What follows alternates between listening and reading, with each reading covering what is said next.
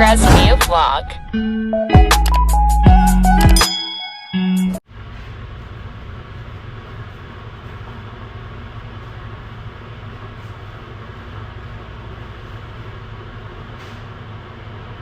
Ayan guys, panibagong na naman, intro na naman tayo. Ito na po yung ating redsla. Ayan. Gumamit pa ako ng mint. Ayan, ito yung ating mint. Tsaka ito ngayon yung ating redsla. Yung ating redsla ngayon ay hanapin lang natin yung ating magandang leaves. Ayan.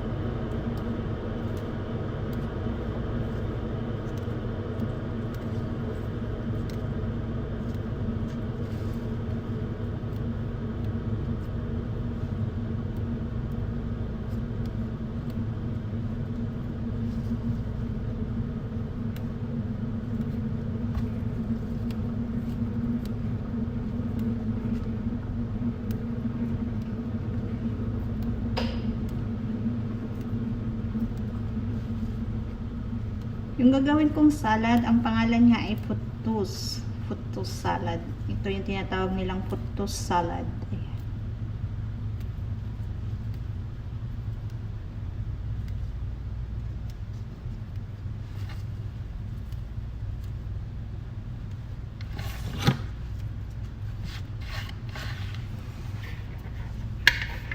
Gamitan ko siya ng lettuce. Ayan.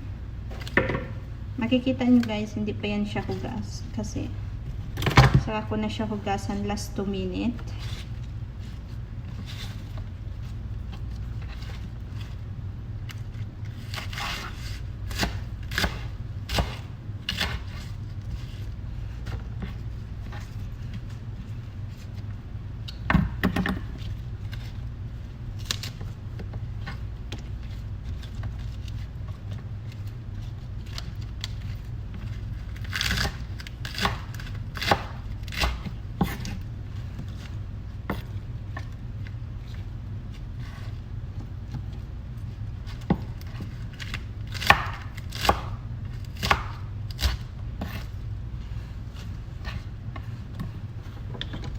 Gagamit ako ng cucumber 3 pieces. Ayan.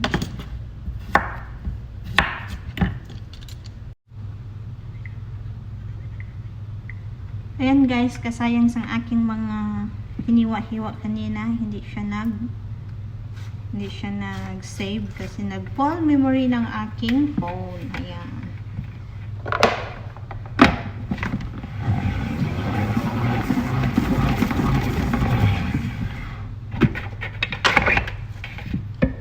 Tuyo na siya. Transfer na natin sa ating bowl. Ang ating wood bowl. Ayan.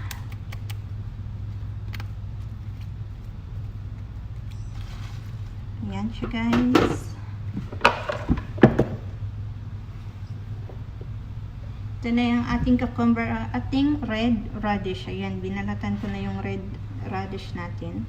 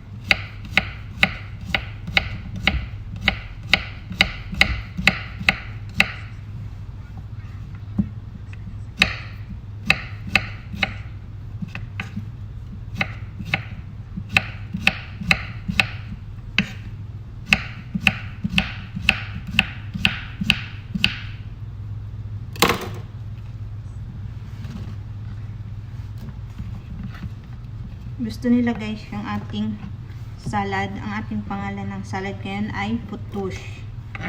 Futush salad.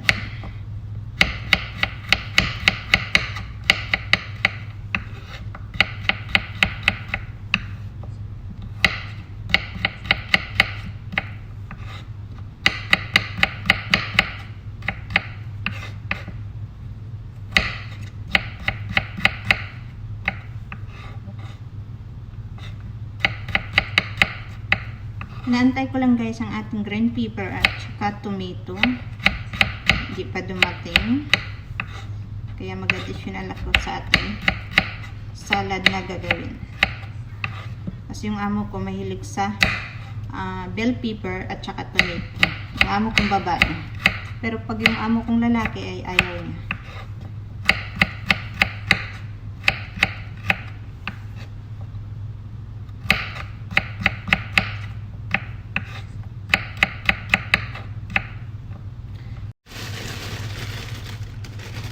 Ayan guys, magugupit naman tayo ng ating bread para sa ating salad. Ayan, yung pinaka, yung sinasabi nilang kubos. Ito po yung tawag dito, kubos.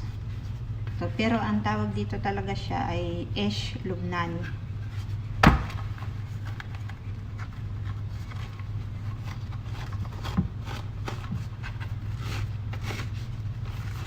Ayan, anuhin ko lang siya. Kasi half lang ang aking gagamitin. Kunti lang naman kasi.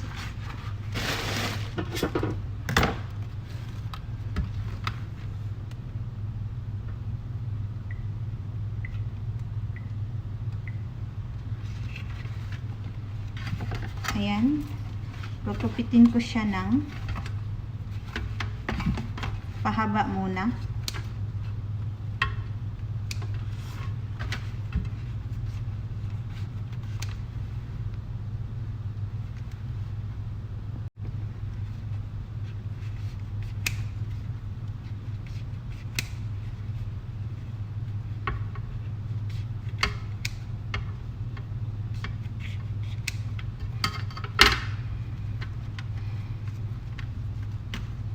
Ayan.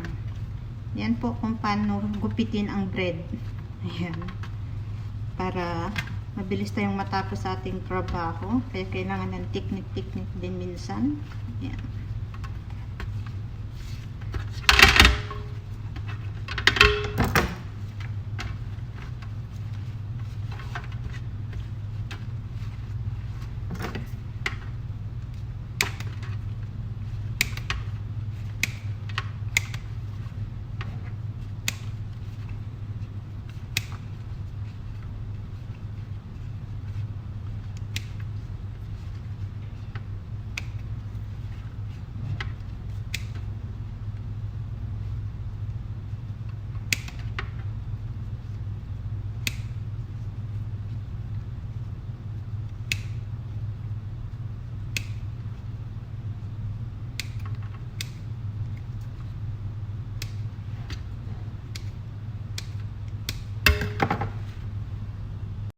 Ayan guys, dahil ilalagay ko siya sa oven, kailangan ko siyang lagyan ng olive oil.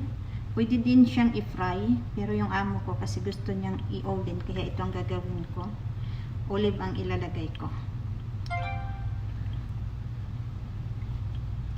Ayan, tapos maglalagay ako ng yung kulay green, ano to? Yung thyme siya, ayan.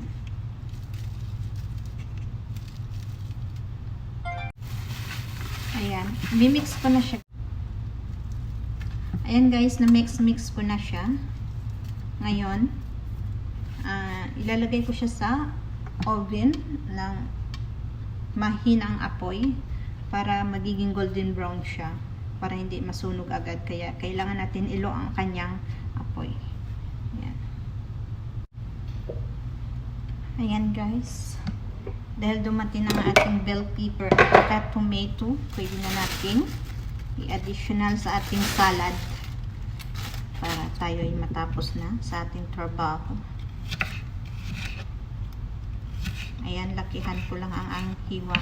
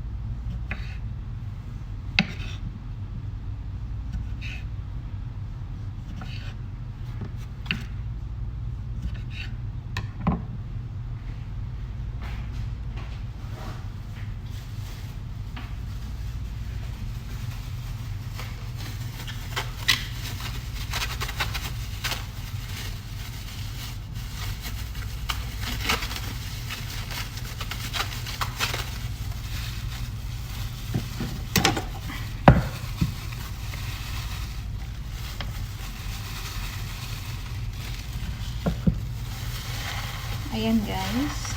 Mimix na natin siya.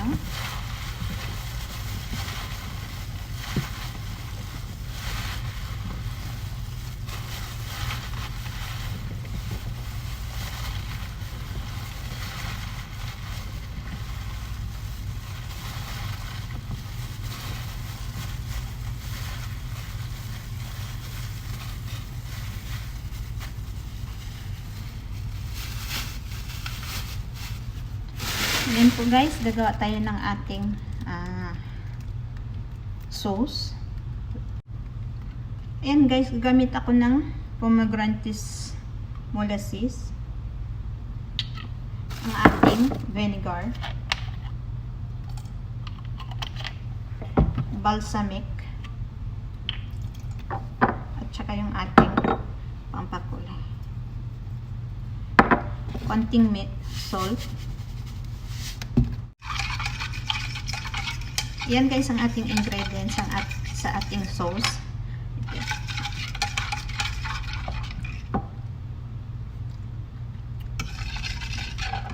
Ayan, titikman ko muna siya kung okay na yung ating salt. Kung hindi pa okay, magdagdag tayo ng salt. Ang lalas natin na ilagay ang ating olive oil organic. Ayan, nilalas ko po siya kasi tinitikman ko muna siya bago ilagay ang ating olive oil kasi para malasahan natin. Kasi pag nilagay na yung olive oil, iba na yung lasa. Hindi natin malalasahan talaga yung lasa ng ating sauce. Kaya hinuhuli ko siya sa paglagay.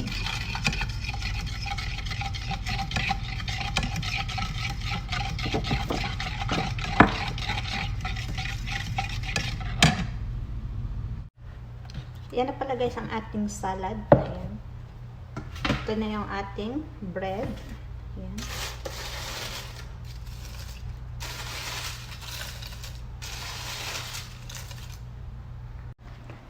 Ayan na yung ating sauce. Ayan. Hindi ko na siya nilagay doon kasi sila nang maglagay sa kanilang plates.